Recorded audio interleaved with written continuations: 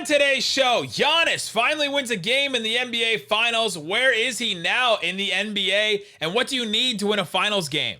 Is he Batman, Robin, or is he the Joker? He's Aquaman. Don't disgrace Giannis like that.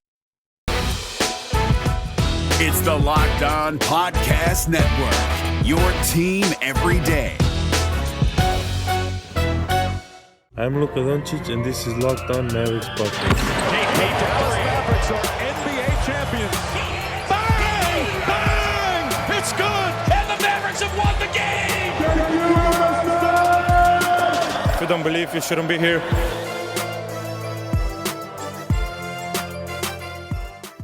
And welcome. You are locked on to the Dallas Mavericks. My name is Nick Angstadt, media member and coordinator for the Locked On Podcast Network. And joining me, as always, my co-host, contributor at Mavs.com, the Finals Fiend, the One More Thing King. What you got for me, Isaac Harris?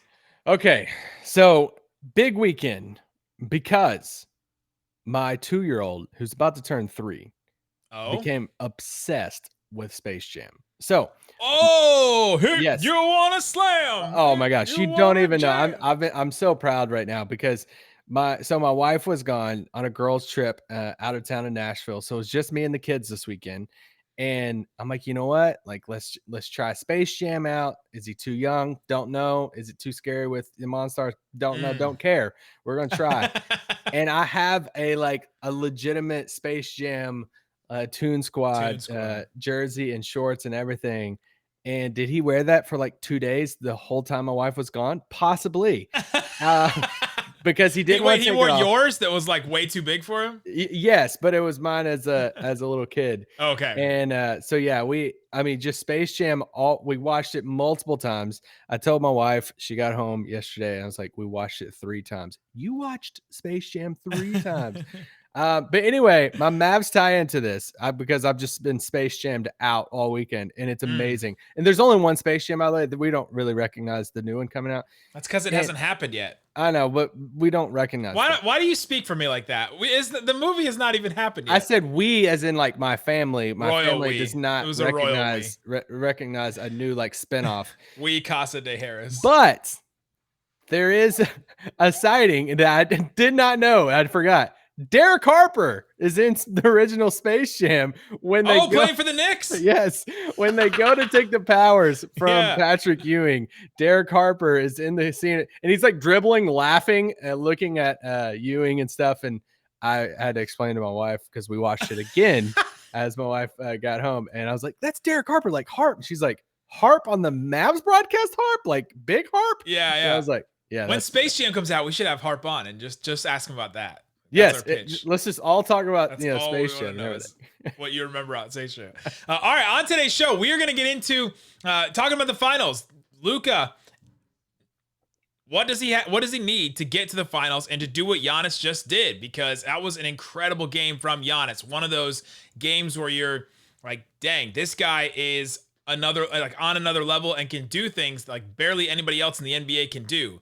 And so we're going to talk about that. We'll also talk about our Locked On NBA mock draft. This is the 5th annual Locked On NBA mock draft that we've been a part of. We're not going to tell you the results or anything like that if we got back into the first round, but we had a lot of trade talks this past weekend with a lot of teams and a lot of hosts that represent teams across the league about Porzingis and things like that. And so what could the Mavericks do? How could they get back into the draft? So we'll get into that a little bit more. And then Luka quietly came out with a new logo. We got to see that. We got to talk about it. Get into some stupid topics later in the show. All right, the NBA Finals. So Giannis, 40-point game. Another 40-point game for Giannis, by the way, in the Finals. You want to guess how many players have had 2 40-point games in a single Finals? 5. More. 7. You want to start throwing some names out? LeBron, Jordan, Wilt, Kareem. Wilt has not. Kareem has not. He actually only did 1. I got the list up here on YouTube if you're watching us on YouTube. Michael Jordan, 4 games in the NBA Finals. He scored 40 points in 93. Jerry West, also 4 games in the 69 Finals. Rick Barry 3 times. LeBron James 3 times. Shaq, Elgin Baylor, LeBron again. Dwayne Wade in 06. We don't remember those. Jerry West twice in 66 and 65, and now Giannis. Like, those are the only players to score 40 in a single finals twice. Little arbitrary number, but still, like, an incredible feat. Yeah, I mean, I could put up 40 points in 06 if I had 90-something free throws in the finals. I could be on this list right here. So, but no, thinking about it. But no, for Giannis, man, I'm so happy for him because, here's the thing. I think it swings so far with Giannis because he loses the first 2 games of the finals. Everybody's like, oh, he sucks. Like, he can't do this or that. He has these. I don't know. I think it wasn't about him. I think it was more about there's Drew Holiday hate, Chris Middleton hate. I didn't see a lot of like Giannis hate. There was some leading up to the finals, like he's a Robin, that kind of stuff. But the people saying he's a Robin are not necessarily like reputable like NBA people, right? Well, but here's the thing. I think you can have, there's a middle ground that we never want to recognize middle ground when it comes to debates, but it's either, hey, Giannis is not a Batman, or it's the other side right now after the Bucks have this huge win and now it's, okay, put respect on Giannis's name. It's like, right. Okay, well, we can respect Giannis's name and recognize he's one of the best players in the league, but also sit back and say, I would take a handful of guys over him in a finals game or a game 7 too, because he still lacks the step back jump shot and all of that. So once again, Giannis looks amazing. And I don't want this to come across as like anti-Giannis thing. He looks amazing when they're up by 20 and it's a full game type of thing. Where he lacks the moment is whenever it's a close game, clutch moment, 3 or 4 minutes ago, and it's like, Giannis, get me a bucket. And that's where it's Middleton and Holiday. And that's when kind of the criticism comes in and all that stuff. So I think we can recognize how great Giannis is, but also say, like, I don't think Giannis is the best player in the league. I don't even think he's top 3, maybe top 4. I don't know where I put him. So that's all I'm trying to say.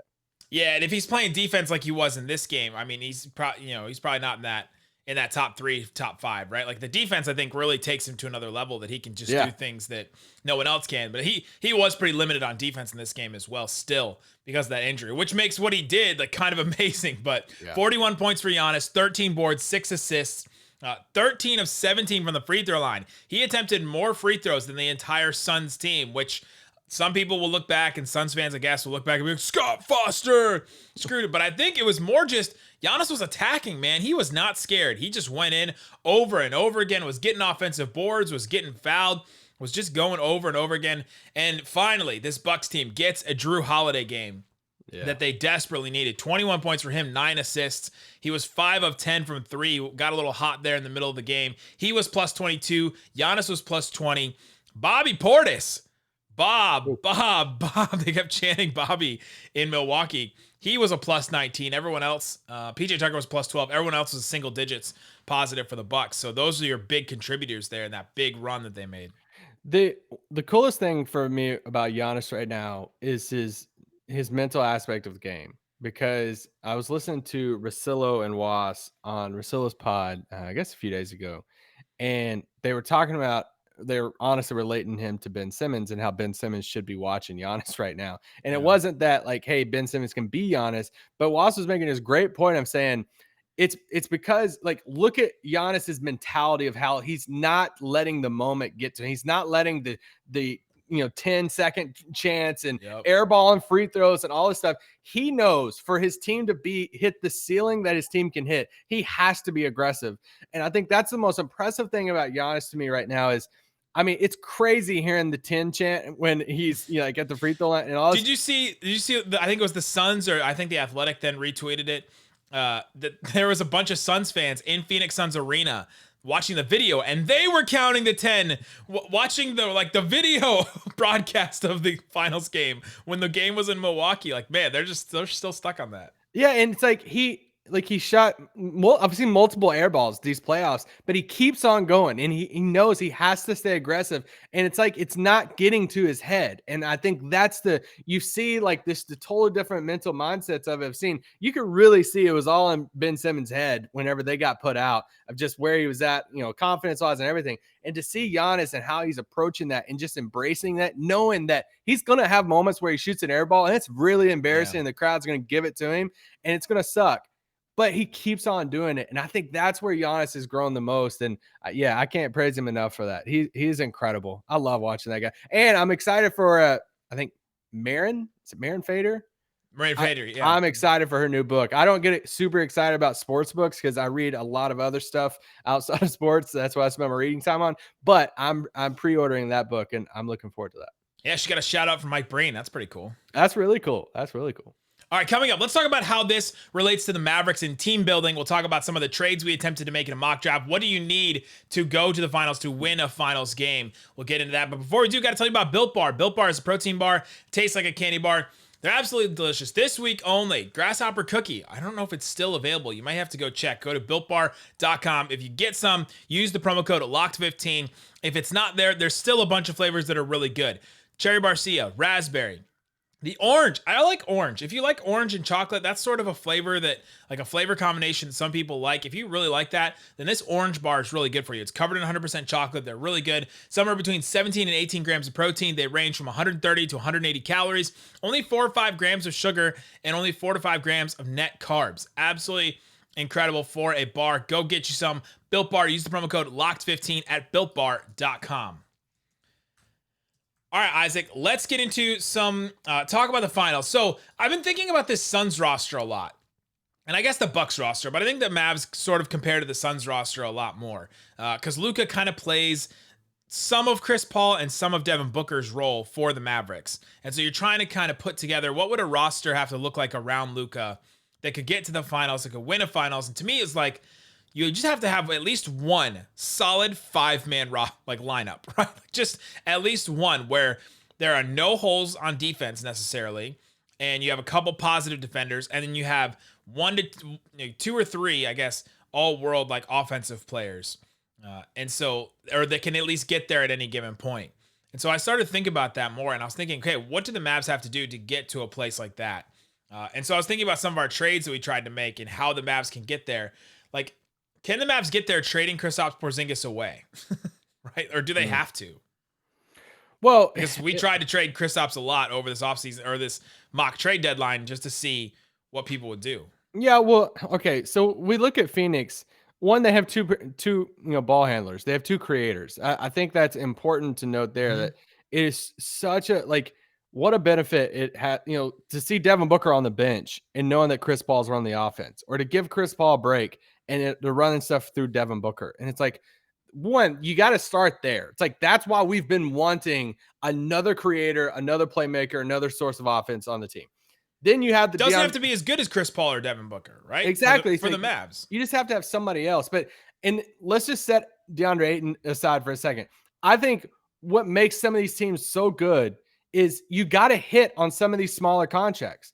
And you look at Phoenix and saying, campaign.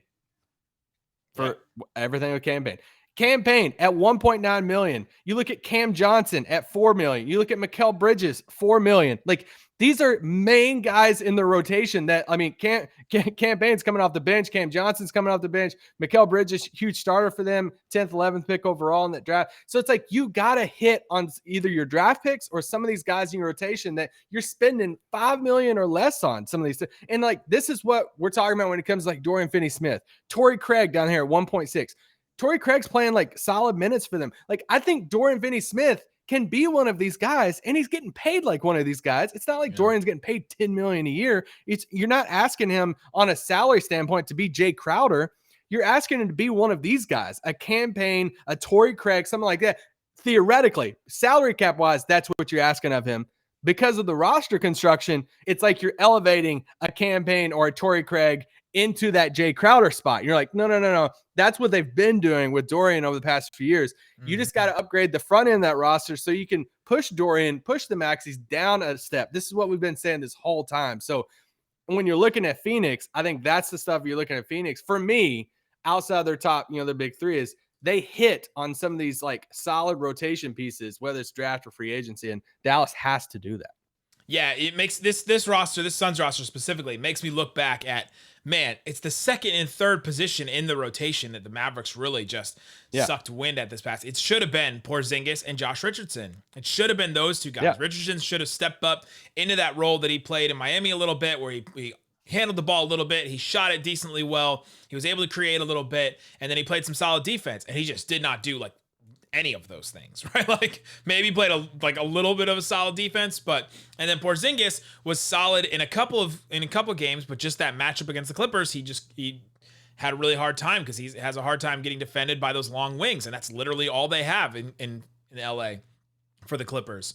And so it was those two positions. But you bring up a good point. You start thinking about some of the role players like Brunson. Can he be a campaign for the Mavs? Absolutely. Absolutely, I think he can. Can Tim Hardaway Jr. be a little bit of some of that? Can Maxi Kleber? Can Dorian Finney-Smith? Yes, like they have. So can Dwight Powell play a little bit of that like Dario Saric role? Or just at least be that type of guy? Sure, he could be their backup center, play like 10 minutes a game for them if they need him to. But the way the roster's constructed is they've been elevating those guys to play 20 minutes or 25 minutes. And that's not what you want, especially when you're trying to win some games like this. Like take Chris Paul and DeAndre Ayton off this team. And then now you're running Chris Paul, Cam Johnson, Mikal Bridges, still a good team. Jay Crowder, Torrey Craig. Immediately it's like, okay, now these guys, now they're in the starting lineup. Now they're playing 30 plus minutes a night. And now you're looking at the Mavericks roster over the past few years. Right. And so that's why I have been very, very staunch on the idea that if they add Kyle Lowry and Miles Turner somehow to this team, boom, all of a sudden that's a squad that looks a lot like this Suns lineup.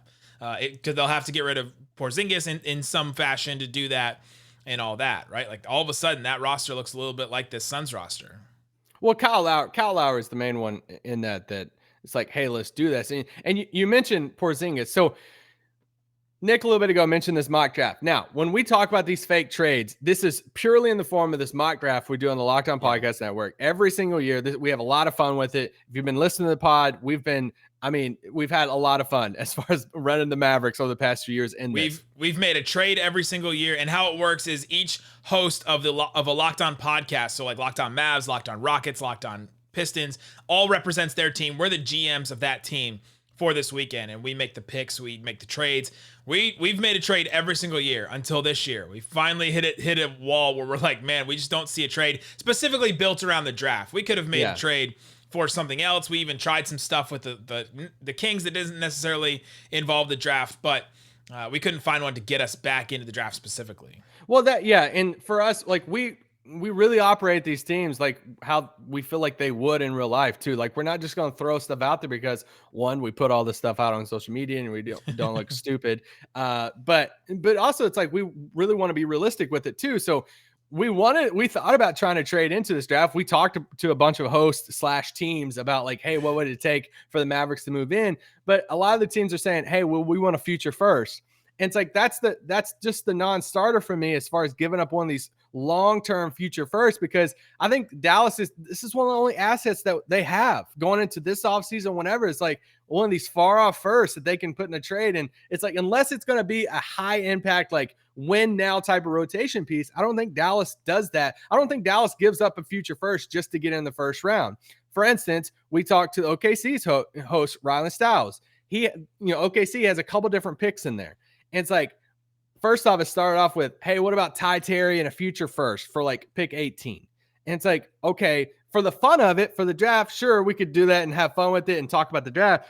But I don't think Dallas does that. Like, no, take Tyrell Terry out of it. I don't think Dallas does that because they're not going to, I don't think they're trading in for the 18th pick overall for a guy who might not even be in the rotation and giving up a future first that can help him in a bigger package. Now, we had an advanced talk of that and this is where listeners can get involved, is how you think. What if OKC said, we'll give you Kemba Walker and 16 for Porzingis? And it's like, ooh, okay. Thought about it for a second. It's like, all right, you get the first round, you get another Josh Green type of swing at it, and then you're swapping out Porzingis and Kemba. Ultimately, we said no on that. We don't think that.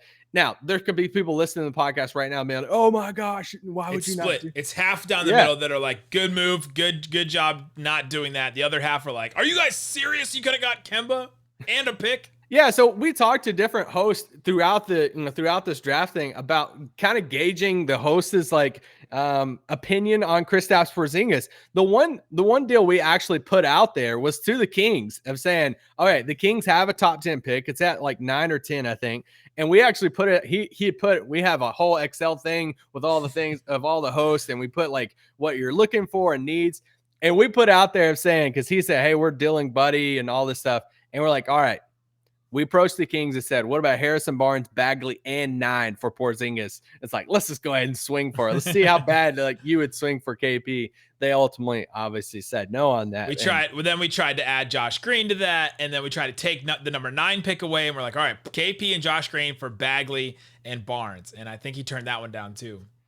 Yeah, that one is interesting to me. One, I just y'all know I love HB, and what would HB how would HB fit on this team? And some of our thoughts is you get off of the money of Porzingis as well, right?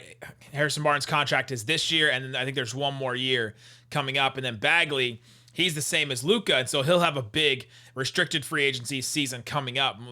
They'd have to decide what to do with him. But I thought it was an interesting move because I think the Mavs can unlock Bagley a little bit more than the Kings have. Harrison Barnes has come back, and he would fill a role the Mavs really, really need right now. It would open up open up room for the Mavericks to get a traditional center that I think would work better with Luka, all that kind of stuff.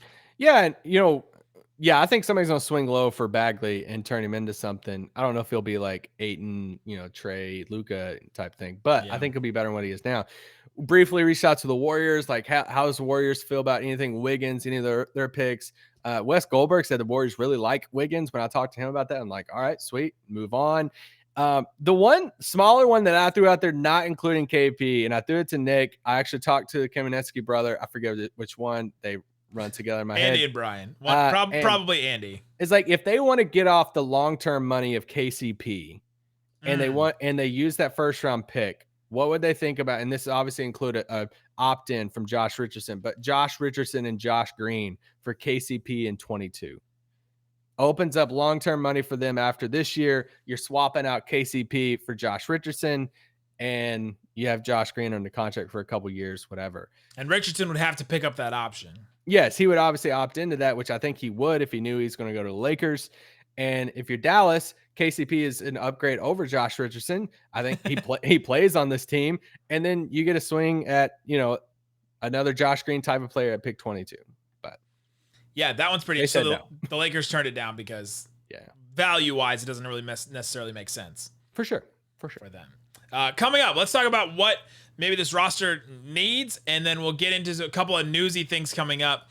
A bunch of stuff coming up this week. This week is going to be huge for the podcast, so we'll talk about that coming up. But before we do, got to tell you about BetOnline. BetOnline is the fastest and easiest way to put some money down on sports. If you want to put some money on the finals, let's see if the odds have changed now. We went and it was minus 475 for the Suns to win the series. Now, to win the series, Suns minus 245. Completely dropped from minus 475 to minus 245. So the Suns still pretty big favorite there, but not as big as minus 475. Also, if you want to bet individual games, you can do that. The Bucks, 4-point favorite for game 4. That one's fascinating. They think that the BetOnline thinks that the tide has turned for the Suns and the Bucks. So if you disagree with that, go ahead, go to betonline.ag, use the promo code LOCKDOWN, get a 50% welcome bonus to your first deposit. BetOnline, your online sportsbook experts.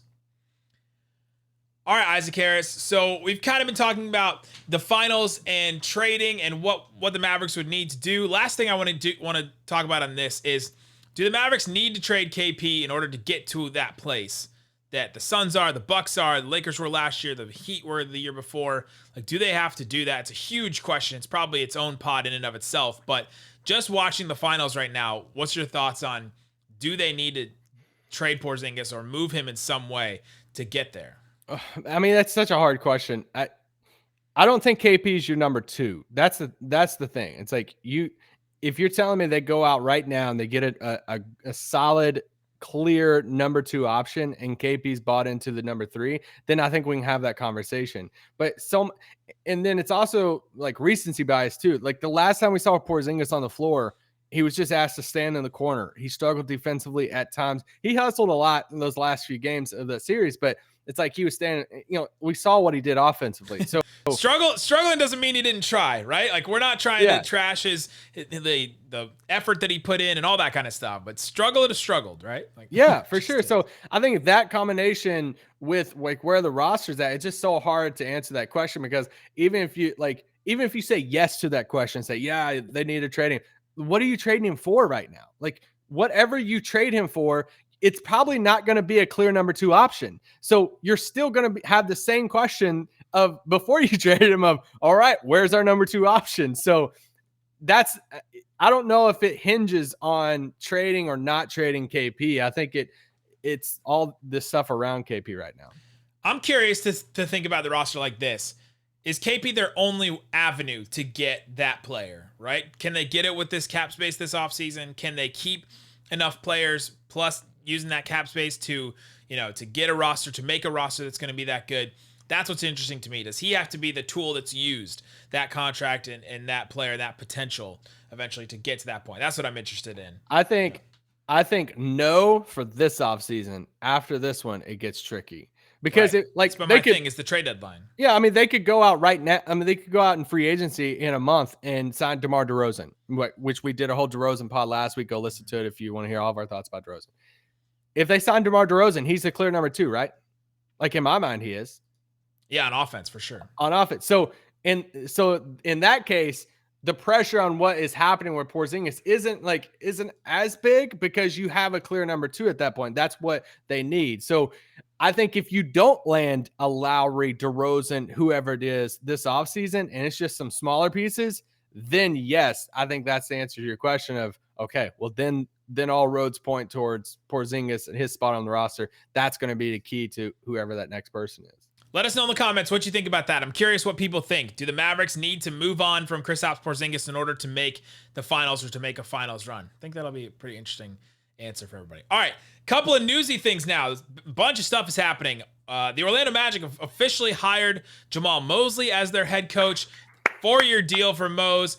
Mark Cuban tweeted congratulations to him. Luka tweeted congratulations to him. A bunch of players were excited about it. JJ Redick tweeted about him. A lot of players were excited Luka about did, him. like you said. A lot of players were excited about it and excited for Jamal Mosley. We talked about this a little bit the other day, but if you didn't listen, we're excited for Mosley. This is the right spot for him, I think. If it wasn't going to be the Mavericks, then a young team he can grow with, and he can connect with some of these guys, especially some of these real young guys, the RJ Hamptons, the Cole Anthonys, the all those guys over there that he's going to connect with. I think that's going to be really, really good for him. Probably has better job security, right? I mean, we talked about the expectations of if he stayed in Dallas was, you got to win now. Like, you step in day one, your first day as the full-time head coach is your number 1 goal is to make it to the second round of the playoffs.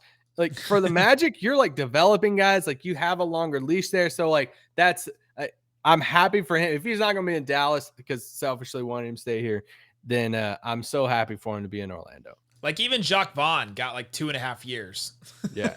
Right. I mean, that's some job security right there. And that was, when he was the coach, they were winning 20, 23, and 25 games. And it adds a couple of Eastern Conference teams we can like circle on a calendar. Like, we can circle the Magic game now, but Luka's going to want to perform against Mosley. It'll be a fun one. They're going to talk their smack to each other, have fun. We're already circling Indiana. I'm going to circle Indiana, Orlando now. That's going to be fun. So, yeah. Anyway. So that was officially announced. The Mavericks presser for Jason Kidd and Nico Harrison will be on Thursday. It may be in person. We may be there. We may not be. So hopefully we'll definitely have some audio for you and share all of our thoughts from it. We'll attend it somehow, whether it's virtually or in person. Hopefully it's in person. That'd be awesome. But that will happen on Thursday. Just quick thoughts. What are you expecting from that? And why should people tune in to listen to us after that day? Oh, man. Well, yeah, I'm excited to hear from everyone. I'm excited to hear from Nico. I think St. Marshall, talked in the Dallas Morning News that, Jason Kidd is, wants to speak on his past and how he's gotten better as a person off the court. And I'm really curious to hear what he has to say and how, we all seen what happened in Portland. we've seen the whole thing with Billups, and he's like, all right, here's how you don't do introductory press conferences. And it sounds like the Mavericks are going to be the opposite of that, and that Jason Kidd's going to talk about that and kind of explain himself and talk all that stuff. So I'm just really curious what he says in that presser. I'm excited to see Nico. Like, I've seen Nico at a few games here and there on the court before games, but it's been a few years before COVID. So I've never, I want to hear from him and get to meet him, shake his hand and stuff. So I'm excited to meet Nico for sure. Yeah, you'll need to listen and check in back with us on YouTube, on the podcast and all that. Last thing that we're going to talk about here, Luka Doncic releases a new logo secretly on this new PE. Isaac, explain to everyone what this means. This is a signature shoe, right? No, it's not necessarily. So what is this? Yeah, so we had Nick DePaula on the other day, which go listen to that if you love shoes. Everything. He talked about Nico. He was the first guy I thought about when they hired Nico Harrison from Nike. I'm like, oh, Nick DePaula is the guy who can tell us all about Nico. So go listen to that pod if you haven't. But so this is Jordan 36. Obviously, they've been wearing the Jordan 35s a lot last year. This 36 is coming out. Player exclusive is when a player takes one of these shoes, like the Jordan 35, Jordan 36, puts their own logo on the shoe, and it's like they have their own unique colorways and stuff. So this is a really cool. I would buy this shoe so fast right now if I could get. I like this shoe too. I love this shoe, but this is the first we've seen of this logo. So a lot of players put their logo on the tongues of shoes and stuff. So Dirk had his logo for years. So Dirk would have PEs of hyper dunks, and he would put his logo on the tongue. So this is similar to that because Luka isn't a signature athlete yet. Hopefully one day he is. Then the whole shoe is, a signature shoe. But yeah, so you're going to see multiple players wear the 36. You'll see Jason Tatum have his logo maybe in the similar spot as Luka's right here, wearing the 36s next year. A couple other players, Rui, whoever. So, but this is the first time we've seen this logo. We've seen the vertical Luka logo that he's used for so long. So to see this was a surprise to me, and I actually really like it. I love the upside down 7. Both the 7s on this, but it's also, you can see the L and the D in that too at the same time. I like the placement of the logo. You don't see many logos there on top of the laces, and I'm all about this, man. I love it. His logo is not the basketball man jumping, right? It's the other one. The what? Yeah, I like this logo. It sort of feels like an infinity logo a little bit to me too, right? There's something about it just keeps going, and you can see it wrapping around like this. But yeah, there's the 2 7s. You can see it. There's sort of like an L and a D. You can kind of make out in that too. I like this logo. And like you said, this shoe is an awesome looking shoe. Just the little details in it, all kinds of stuff. This is from Shoe Collector, so you can go check out that article. But yeah, pretty cool. Super nice. 36 shoes on the. So, okay, to answer a bunch of people's questions that are probably in the chat right now, can you buy these? Will we be able to buy these? Not yet. We'll see what they launch and come out with. But no, this is, a lot of you listen to this on Monday. The first time I ever seen this shoe was on Sunday. So here we go. I'm really curious. And whenever they do launch, like they did those ones a while back last year, those things flew off the shelves. So it should be a telling thing to Jordan that, okay, some Luka stuff is selling. If they do a launch and stuff for a shoe like this or another, colorway of Luka's, I'll be really curious to see how fast they sell and stuff. And yeah, that'll be encouraging. There you go. Guys, thanks so much for listening to the podcast. We will be back all this week with all kinds of stuff. Again, the presser is on Thursday for Nico Harrison and Jason Kidd. Check back in with us then. But listen, every single day this week, because we'll be doing free agency primers, free agency profiles. We'll do trade topics, all kinds of stuff on Locked On Mavs. Peace out. Boom.